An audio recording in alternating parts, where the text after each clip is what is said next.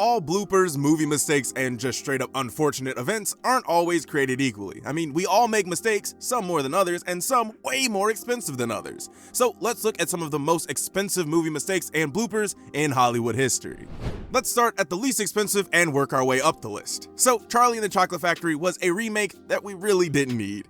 It was cool, and Depp's Wonka was weird enough to be slightly different than Wilder's, but it was alright. Anyway, when it comes to a movie about children meeting unfortunate ends in a candy factory, you'd think that the bloopers could add some light into this weirdly dark movie, and you'd be right, but only if you weren't working on that movie. So while working around one of those sickly sweet vats of chocolate, one of the cameramen dropped a lens in, and because this is a major production, that camera lens cost over $500,000. But that's not it either. Because of repair and the time needed, this off-camera blooper ended up costing around $900,000. You think you could just pick it up and lick it clean, but I guess everything can't be solved that way, huh?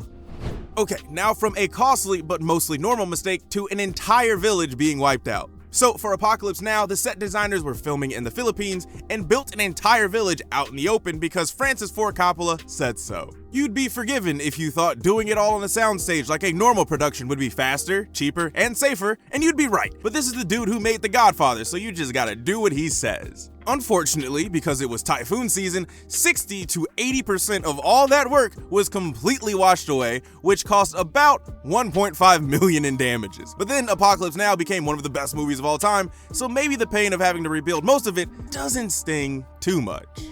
Back before the Avengers we all know showed up in 2012, in the far-off year of 1998, there was another less powerful and less liked group called the Avengers. Now, this movie is supposedly incredibly terrible, and while that doesn't make the $1.6 million set that was burned okay, it doesn't hurt nearly as much as the whole village burning down in that last entry.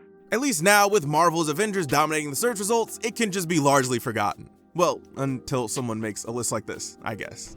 From a critically panned movie to a beloved one, Back to the Future has maintained a strong following even after subsequent movies' picture of the future turned out to be way too ambitious. But Michael J. Fox's Marty McFly wasn't originally the one we almost got. Eric Stoltz was actually in the role and even filmed for 5 weeks before he was recast. Now, because he was technically in a version of the movie, that counts as a blooper, right? I mean, filming for 5 weeks and then realizing that your leading man isn't much of a leading man is probably one of the biggest mistakes you could make. That recast even reportedly cost the studio an additional $4 million, but with it birthing such a long-lasting franchise, I'm sure that's not bothering too many people.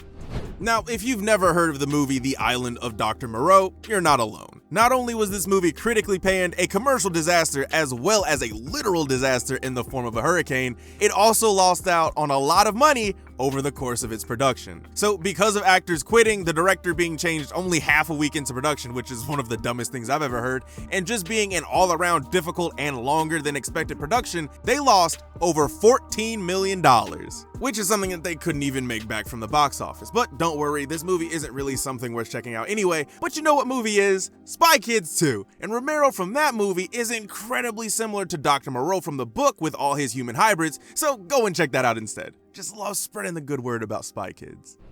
Another movie that has to do with animals and had a terrible production was a movie called Roar back in 1981. So considering that this is also a movie that most people have never heard of, the basic plot is that a naturalist family comes to visit him, but they end up getting caught in a lion power struggle with some other big cats thrown in for good measure. What's interesting about this entry is that this movie isn't on the list for one mistake. Really, the whole movie was a mistake. Not only did the movie only make $2 million worldwide against a $17 million budget, but at least 70 of the 140 crew were injured, with the son of the director, who also starred in the movie, saying that it could have been over 100. The reason for the high number is because most of the animals who were on set were straight up wild, untrained animals who weren't used to that many people or things happening around them. Oh, and the production took 11 years. At least now the movie has a cult following, but since it's been titled the most dangerous movie of all time by some, at least they got something positive out of it.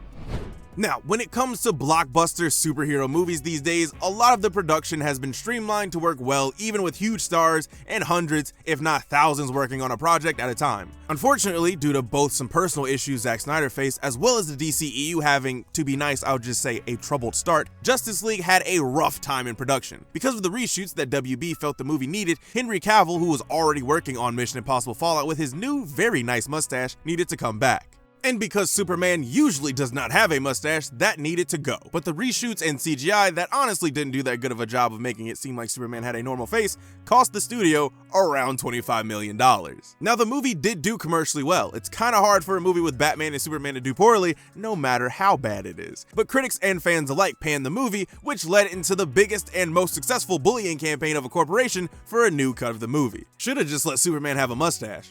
Could've been cool.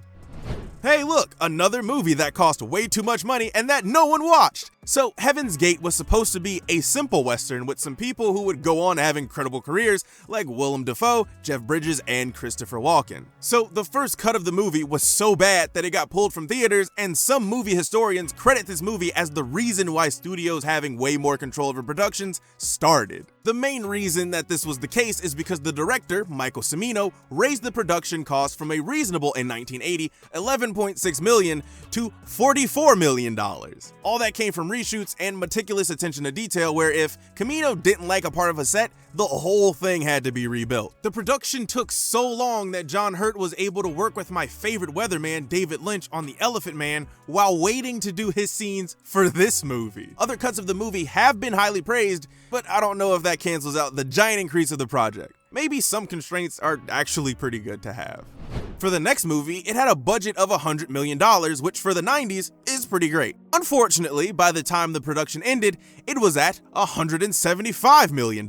So Waterworld is similar to Apocalypse Now, where the issue is mainly that a set was made outside during a time when that probably wouldn't have been a good idea, but because of reshoots, which is a really big issue apparently, this could have been completed on time and on budget. It wasn't as critically panned as Heaven's Gate, even though critics definitely made the comparison because of the huge budget increase. Even though it took a while, at least this movie ended up being profitable, which you can't say for a few others on this list. This last one doesn't have any number attached to it, but I couldn't make a video like this without talking about 2020's Sonic the Hedgehog. I said that the Snyder Cut people led the biggest and most successful bullying campaign of a major corporation, but this has to be right up there. Sure, they didn't get a new version of the movie, but having to redesign and reanimate what looked to be a decent chunk of the movie had to be worth a pretty penny. Personally, I think that this was just some type of viral marketing, because there's absolutely no way someone saw this and was like, yeah, put that out. But because it was only just a trailer and we don't know exactly the extent to how much it could have cost, some reports as high as $35 million with some reporting as low as $5 million, it's hard to pin down exactly how much Paramount had to pay to fix that awful mistake. Luckily, they did end up fixing it, but really this entry is mainly here because I legally can't turn down an opportunity to talk about anything Sonic related. It's a whole thing. Bloopers are usually supposed to just be funny little mishaps that you can catch on the DVD release, or more realistically on YouTube. But sometimes they cost more than most of us will ever make, and that can be funny, but like in an existential way, not a funny haha way.